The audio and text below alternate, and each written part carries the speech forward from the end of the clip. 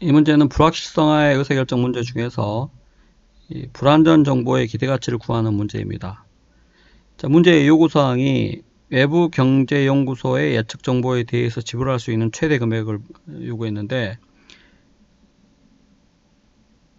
이 현실적으로 100% 정확한 정보는 거의 존재하지 않죠. 그래서 문제에서 완전 정보라는 표현이 있거나 정보의 정확성이 100%라는 표현이 있으면 그때는 완전 정보라고 보는데, 특별한 표현이 없을 때는 그런 어떤 연구소의 예측 정보라든지 현실적으로 우리가 얻을 수 있는 정보는 전부 다 불완전 정보입니다. 즉 정보의 정확성이 100%에 못 미치는 정보죠. 즉 불완전한 정보라는 거죠. 그래서 이 불완전 정보에 대해서 지불할 수 있는 최대 금액을 요구했기 때문에 불완전 정보의 기대가치를 구하는 문제입니다. 자, 우리가 완전 정보에 대해서 지불할 수 있는 최대 금액이 완전 정보의 기대가치인 것처럼 불완전 정보에 대해서 지불할 수 있는 최대 금액이 불완전 정보의 기대가치라는 거죠. 그래서 이 문제는 이 불완전 정보의 기대가치를 구하는 문제입니다. 자, 완전 정보의 기대가치는 완전 정보 하의 기대성과에서 기존 정보 하의 기대성과를 차감하는 것처럼 불완전 정보의 기대가치는 불완전 정보 하의 기대성과에서 기존 정보 하의 기대성과를 차감해서 구합니다. 그러니까 완전 정보나 불완전 정보나 이 정보의 정확성만 다르죠.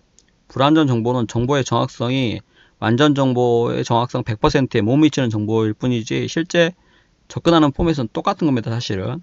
그래서 불완전 정보의 기대가치 구할 때는 불완전 정보가 주어진 조건 하에서의 기대 성과에서 불완전 정보 없을 때, 즉 기존 정보만 주어진 조건 하에서의 기대 성과를 구해서 그 차액이 바로 불완전 정보의 기대가치이고 그 금액이 바로 불완전 정보에 대해서 지불할 수 있는 최대 금액이라는 것이죠.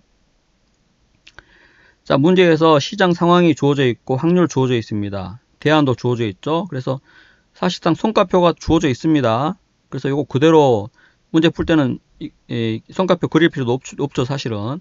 근데 이제 그대로 한번 나타내 봤습니다. 확률까지 그대로 해서 60%, 40%, 1200, 900, 850, 1100 그대로 표시했습니다. 그래서 실제 문제 풀 때는 여기다가 그냥 기대 성과를 표시하면 돼요. 자, 첫 번째 대안의 기대 성과는 1200 곱하기 60%, 900 곱하기 40%에서 더하면 여기다 쓰면 되겠죠. 그래서 그 금액이 1080입니다. 두 번째 대안의 기대 성과는 850 곱하기 60%, 1100 곱하기 40% 더하면 요 금액 나오죠. 그 금액이 950입니다. 그래서 특별한 정보가 없을 때는 즉 기존의 정보만 가지고 의사결정하면 기대 성과가 큰 대안, 즉 제품 A를 선택하겠죠. 그때 성과가 높습니다. 그래서 그때 이런 추가적 정보가 없을 때, 즉 불완전 정보가 없을 때는 기존 정보만 가지고 의사결정할 때는 기대 성과가 1080이라는 겁니다. 그래서 기존 정보하의 기대 성과는 성과표에서의 기대 성과 중에 더 높은 값이죠. 자, 그런데 불완전 정보가 주어진 조건 하에서의 기대 성과는 어떻게 됩니까? 자, 이거는 문제의 자료를 봐야 되는데 이 문제에서 보면 이 불완전 정보가 제공될 확률이 계산돼서 나와 있습니다. 보통 시험 문제에서는 요 확률을 별도로 계산해야 되죠. 별도로 계산해야 되는데 이 문제는 객관식 문제로서 그냥 간단하게 만든 겁니다. 그래서 정보가 제공될 확률이 이미 주어져 있기 때문에 그 정보가 불완전 정보가 제공될 확률에다가 자, 그 정보가 주어질 때의 최적 대안의 기대 성과까지 이거까지 원래는 이것도 구해야 되는 겁니다. 근데 문제에서 다 자료를 줬기 때문에 불완전 정보가 주어진 조건이라면 이 R1이라는 정보가 제공되면 최적 대안이 제품 A이므로 그때의 기대 영업이익이 1157인데 이 R1이라는 정보가 제공된 확률이 56%이므로 결국 1157원을 얻을 수 있는 확률이 56%라는 겁니다. 자, 같은 방법으로 1032원을 얻을 수 있는 확률이 몇 퍼센트? 44%. 그래서 여기 금액 곱하고 더하면 그게 바로 불완전 정보가 주어진 조건 하에서의 기대 성과가 되는 거죠. 그래서 그 금액을 구해보면은 바로 이 값입니다.